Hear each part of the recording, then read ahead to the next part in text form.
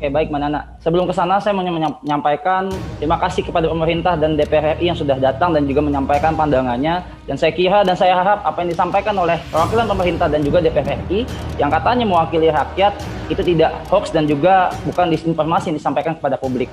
Dan rancangan apa yang disampaikan, narasi-narasi kita tetap jelas, kita akan tetap menyuarakan untuk menolak terhadap apa yang sudah disahkan oleh DPR RI, yaitu adalah Undang-Undang Cipta Kerja. Dan pada hal ini, kita pun menyampaikan bahwasanya saya mewakili Aliansi BEM seluruh Indonesia dan juga mungkin mahasiswa-mahasiswa lain yang akan bergabung dan elemen-elemen lainnya tetap akan menyuarakan penolakan-penolakan yang ada di Undang-Undang Cipta Kerja tersebut. Dan saya menyampaikan demikian, terakhir dari saya, bahwasanya hoax dan disinformasi itu menjadi alat pemerintah untuk mengaburkan substansi dan juga membuat narasi destruktif di masyarakat karena saling mencurigai satu sama lain dari yang pro dan kontra terhadap Undang-Undang Cipta Kerja.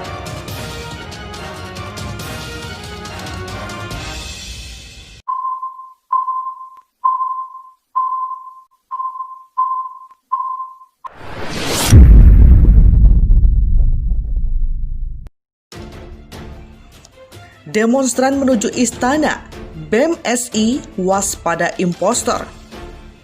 Demonstran menolak UU Cipta Kerja dari Badan Eksekutif Mahasiswa Seluruh Indonesia BEM SI bergerak mendekat ke Istana Merdeka. Supaya demo tidak berujung rusuh lagi, mereka mewanti-wanti supaya saling waspada terhadap keberadaan impostor. Waspada impostor, kata Koordinator Wilayah BEM SI se-Jabodetabek, Banten, Aliansi BEM SI Bagas Marupindra. Mengenai persiapan demo disampaikan kepada wartawan Jumat 16 Oktober 2020. Kumpul massa dipusatkan di Patung Kuda. Impostor adalah istilah yang diambil dari game Among Us yang sedang viral. Game ini jadi permainan favorit di masa pandemi COVID-19 ini. Dalam game Among Us, impostor adalah penjahat yang menyamar sebagai kru kapal. Impostor ini berbahaya, meski begitu impostor sulit dibedakan dengan kru kapal lainnya. Impostor ini dianalogikan mirip provokator dalam demonstrasi damai. Si provokator bisa bikin kondisi aman menjadi kerusuhan. Kami memastikan masa aksi BEM SI terlepas dari tindakan anarkis, perusuh, apalagi provokator. BEM SI juga bukan masa aksi bayaran, tunggangan, dan lain-lain, kata Bagas. Hingga saat ini Bagas menyampaikan ada 600 orang yang telah terhitung bakal ikut demo, namun jumlah itu belum final. Mereka semua akan mendekat ke Istana Merdeka, tempatnya di Patung Kuda Arjuna Wijaya, Jalan Medan Merdeka Barat. Untuk mengantisipasi provokator, kami akan rapatkan barisan, tidak melibatkan massa aksi lain, apalagi yang tidak pakai alma mater kampus, kata dia. Ribuan mahasiswa geruduk Istana Negara, BEM SI, pemerintah berusaha mencuci otak rakyat. Koordinator Wilayah Jabodetabek Banten, Aliansi Badan Eksekutif Mahasiswa Seluruh Indonesia atau BEM SI, Bagas Marupindra, menyebut pemerintah melakukan berbagai cara untuk menggembosi gerakan masyarakat yang menolak Omnibus Law Undang-Undang Cipta Kerja. Bagas menilai pemerintah saat ini tengah mencuci otak rakyat.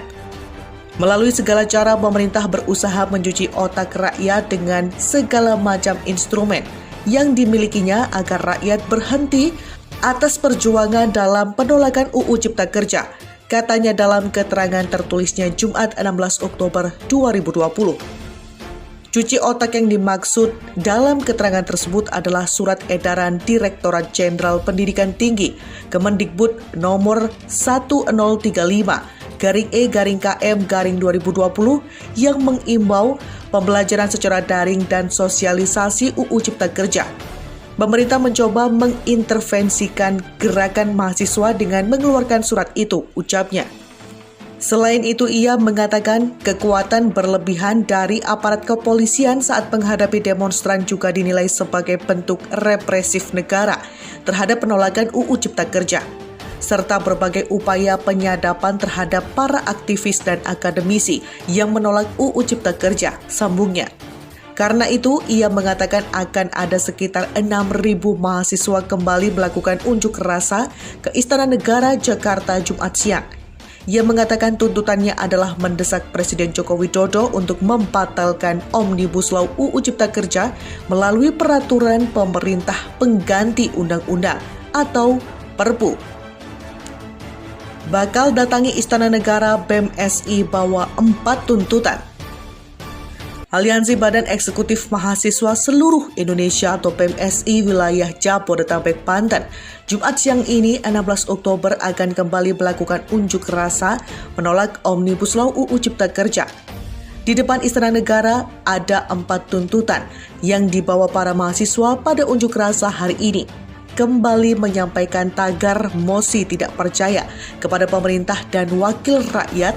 Aksi akan dilaksanakan pada Jumat 16 Oktober 2020 pada pukul 13 waktu Indonesia Barat, kata Ketua BEM-SI Remi dalam keterangannya di Jakarta Jumat 16 Oktober.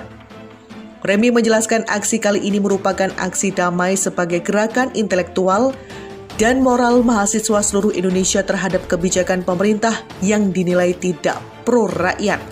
Dalam aksi demonstrasi kali ini, BEM-SI membawa 4 tuntutan dan menyatakan sikap, yaitu 1. Mendesak Presiden untuk mengeluarkan Perpu demi mencabut UU Cipta Kerja yang telah disahkan pada Senin 5 Oktober 2020. 2. Mengecam tindakan pemerintah yang berusaha mengintervensi gerakan dan suara rakyat atas penolakan UU Cipta Kerja. 3. Mengecam berbagai tindakan represif aparatur negara terhadap seluruh massa aksi. 4. Mengajak mahasiswa seluruh Indonesia bersatu untuk terus menyampaikan penolakan atas UU Cipta Kerja hingga UU Cipta Kerja dicabut dan dibatalkan. Warga Nahdliyin, UU Cipta Kerja tidak berpihak pada rakyat. Ketua Umum Pengurus Besar Nahdlatul Ulama PBNU Said Aqil Siraj dan Rais AM Miftahul Ahyar menemui Wakil Presiden Ma'ruf Amin di rumah dinasnya Jakarta Kamis malam untuk mendiskusikan beberapa persoalan termasuk Omnibus Law Undang-Undang Cipta Kerja. Dalam pertemuan tersebut, Said Aqil menyerahkan draft rekomendasi yang berisi 8 poin terkait kritik terhadap UU Cipta Kerja tersebut. Masih banyak catatan yang kami kritisi. Kritik loh ya, bukan berarti kami menentang, tapi kritik. Hal yang masih belum berpihak pada rakyat antara lain soal tambang, kontrak, pekerja lepas yang tidak dibatasi, jadi kami juga secara resmi sampaikan 8 poin, kata Said Aqil usai pertemuan di Jakarta Kamis 15 Oktober 2020 malam. Menurut warga Nahdliyin, UU Cipta Kerja bersifat eksklusif, elitis, dan tidak berpihak kepada rakyat kebanyakan. Menurut warga NU terlihat sekali undang-undang ini eksklusif, tertutup, kurang sosialisasi, kurang komunikasi, dan kurang dialog tambahnya.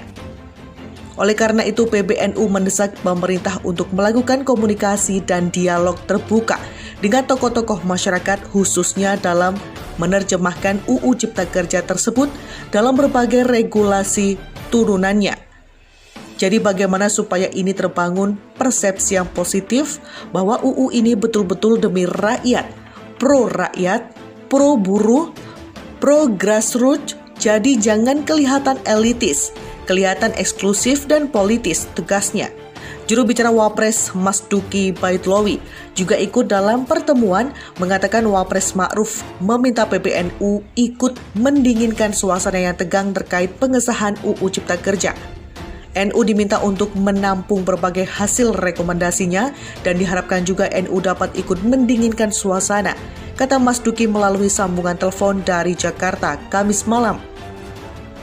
Wapres juga mempersilahkan PBNU untuk mengajukan gugatan uji materi terhadap UU tersebut apabila usulan dari PBNU tersebut dirasa sulit diadopsi melalui peraturan pemerintah, peraturan presiden, maupun regulasi lainnya. Kata Wapres, ada 2 solusi yang diberikan. Pertama, kalau masih bisa diadopsi lewat PP, maka itu akan diadopsi lewat PP. Maka mana konsepnya? Saya Wapres terima. Tetapi kalau misalnya tidak bisa, maka ajukan saja judicial review, ujarnya.